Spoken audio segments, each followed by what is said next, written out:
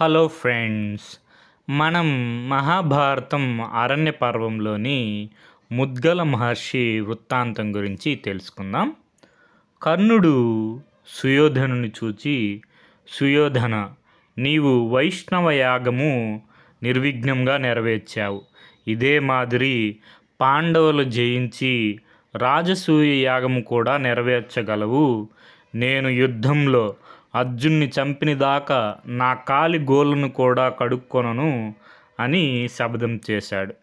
దానికి సంతోషించి సుయోధనుడు గాఢాలింగనం చేసుకొని, కర్ణ, నీ సాయం ఉన్నంత వరకు నేను పాండవులను జయించడం ఏమంత కష్టం కాదు అని అభినందించాడు. కర్ణుడు చేసిన శపథం విని ద్వేతవనంలో ఉన్న ధర్మరాజు భయపడ్డాడు. ఒకరోజు ధర్మరాజు నిద్రిస్తుండగా అతనికి స్వప్నంలో ఒక అడవి జంతువు కనపడి, అయ్యా, మీరు ప్రతిరోజు మమ్మల్ని చంపి తింటున్నారు. మా జాతులు నామమాత్రం అవుతున్నాయి. మా వంశాలు నాశనం కాకముందే మీరు ఈ ప్రదేశం విడిచి వెళ్ళండి అని అభ్యర్థించాయి. మరునాడు ధర్మరాజు తన తమ్ములతో, భార్యతో, పురోహితులతో, బ్రాహ్మణులతో ద్వైతవనం విడిచి కామ్యక వనం వెళ్ళారు. అక్కడ కూడా కేవలం కాయలు, పళ్ళు, ఆకులు తింటూ జీవహింస చేయకుండా అరణ్యవాసంలో 11 ఏళ్ళు గడిపారు. ఇంకా ఆఖరి సంవత్సరానికి వచ్చేశారు. ఒకరోజు వేదవ్యాస మహర్షి పాండవుల వద్దకు వచ్చాడు. ధర్మజుడు ఆ మహర్షిని తగు రీతిని సత్కరించాడు. మహాత్మా, తపస్సు, ధనము గొప్పవి అంటారు కదా, ఆ రెండిట్లో ఏది గొప్పదో చెప్పండి అని అడిగాడు. దానికి వేదవ్యాసుడు ఇలా చెప్పసాగాడు. ధర్మరాజా, దానము అంటే తనకు ఉన్నదాన్ని పరులకు ఇవ్వడం. మనుష్యులకు ప్రాణముల కంటే ధనము అంటే ఎక్కువ తీపి కదా. మనుషులు ఎన్ని కష్టాలు పడినా, ఏమి చేసినా ధనం కోసమే కదా. అన్ని కష్టములకు ఓర్చి సంపాదించిన ధనము పరులకు ఇవ్వడం గొప్ప విషయమే కదా. కాబట్టి దానమే గొప్పది. సాధారణంగా బుద్ధిహీనులు తాము అక్రమంగా ఆర్జించిన ధనం దానం చేస్తుంటారు. దాని వలన పుణ్యం రాదు.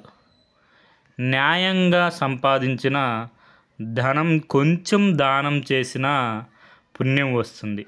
అలాంటి న్యాయార్జితమైన ధనము సకాలంలో దానం చేయాలి, సరి అయిన ప్రదేశంలో దానం చేయాలి, అది కూడా యోగ్యుడికి దానం చేయాలి.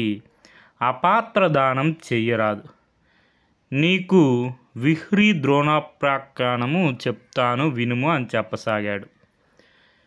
ధర్మజ, పూర్వము కురుక్షేత్రంలో ముద్గలుడు అనే బ్రాహ్మణుడు ఉండేవాడు.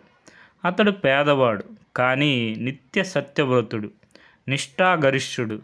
తనకు ఉన్న దానిలోనే అతిథులను సత్కరించేవాడు. పొలంలో రాలిన ధాన్యములు ఏరుకొని జీవనం సాగించేవాడు. ఒకరోజు అతని ఇంటికి దూర్వాసుడు అనే మునీశ్వరుడు వచ్చాడు.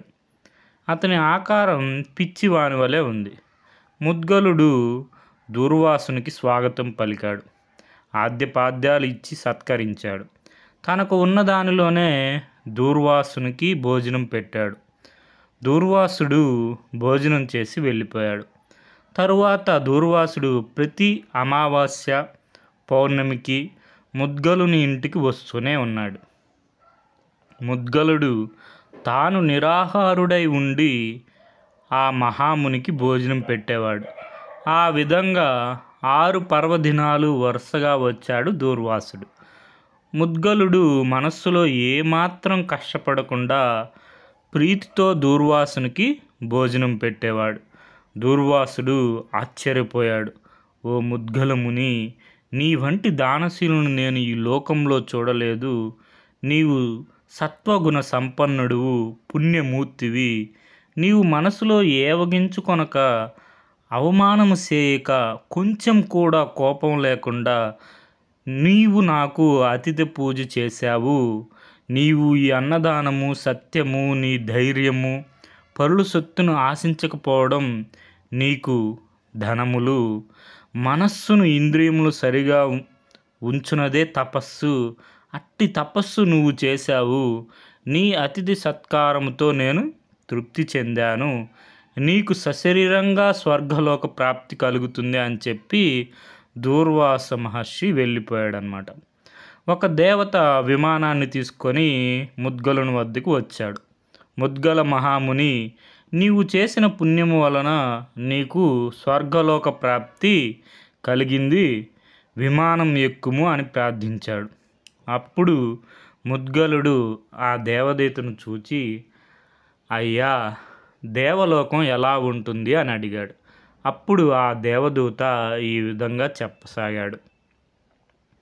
తపస్సు చేసి సిద్ధి పొందిన మహామునులు, యజ్ఞాలు చేసినవారు, సత్యసంధులు, ఇంద్రియములను జయించిన వారు, దానము చేసినవారు, యుద్ధంలో మరణించిన వీరులు దేవలోకంలో నివసిస్తూ ఉంటారు. ఇంకా అప్సరసులు, సిద్ధులు, సాధ్యులు, దేవమునులు, మరుత్తులు కూడా నివసిస్తూ ఉంటారు. మేరు పర్వత శిఖరం అక్కడే ఉంది. నందనోద్యానం ఉంది. అక్కడ ఆకలి దప్పులు ఉండవు, వ్యాధులు, ముసలితనం ఉండదు. అక్కడ అందరికీ తేజోమయ దేహాలు ఉంటాయి. స్వర్గంలో ఉన్నంతకాలం ఎలాంటి దుఃఖాలు ఉండవు. నిరంతర సౌఖ్యము, ఆనందము ఉంటుంది. స్వర్గలోకం పైన బ్రహ్మలోకం ఉంది. మనువులు, మహర్షులు అక్కడ ఉంటారు. అక్కడ పునర్జన్మ ఉండదు. ప్రళయకాలంలో అన్ని లోకాలు నాశనం అవుతాయి, కానీ బ్రహ్మలోకం మాత్రం నిలిచి ఉంటుంది. మనుష్యుడు భూలోకంలో చేసిన పుణ్యాలకు ఫలితం స్వర్గలోకంలో అనుభవిస్తాడు. కానీ అక్కడ ఎలాంటి పుణ్యం చేయడానికి వీలు లేదు. చేసిన పుణ్యఫలం అనుభవించిన తర్వాత మరలా భూలోకానికి రావాల్సిందే. స్వర్గ సుఖాలు అనుభవించిన తర్వాత మరలా భూలోకానికి వచ్చిన మనుష్యుడు వాటిని విడిచిపెట్టలేక వేదనకు గురి అవుతాడు. స్వర్గంలో ఉన్నవారు కూడా తనకన్నా ఉన్నత స్థితిలో ఉన్నవారిని చూచి మనస్సులో బాధపడతారు. బ్రహ్మలోకము శాశ్వతము, కానీ స్వర్గలోకము అనుభవానికి మాత్రమే. భూలోకము కర్మభూమి.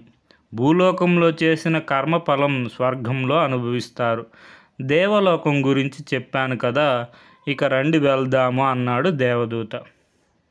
అప్పుడు ముద్గలుడు, అయ్యా, నాకు అశాశ్వతములైన స్వర్గ సుఖములు అవసరం లేదు. ఏ లోకానికి పోతే మరలా తిరిగి జన్మ లేదో ఆ లోకానికి పోవడానికి ప్రయత్నం చేస్తాను, మీరు వెళ్ళి రండి అని పలికాడు. దేవదూత వెళ్ళిపోయాడు. తర్వాత ముద్గలుడు జ్ఞానయోగి అయ్యాడు. ద్వంద్వముల యందు ఆసక్తిని విడిచిపెట్టాడు. అన్నిటినీ సమభావంతో చూడడం అలవాటు చేసుకున్నాడు. జీవన్ముక్తుడయ్యాడు. కాబట్టి ధర్మజ, నీవు రాజ్యాన్ని కోల్పోయినందుకు చింతించకుము అని వేదవ్యాస మహర్షి పాండవులకు హితబోధ చేశాడు. తర్వాత తన ఆశ్రమానికి వెళ్ళారు. ఇది మనకి మహాభారతం అరణ్య పర్వం షష్ఠ ఆశ్వాసం ఎర్రాప్రగడ గారి ప్రణీతము. తెలుగు అనుసరణ కవిత్రయం పాదరేణువు మొదలి వెంకట సుబ్రహ్మణ్యం గారు. Okay friends, thank you for watching.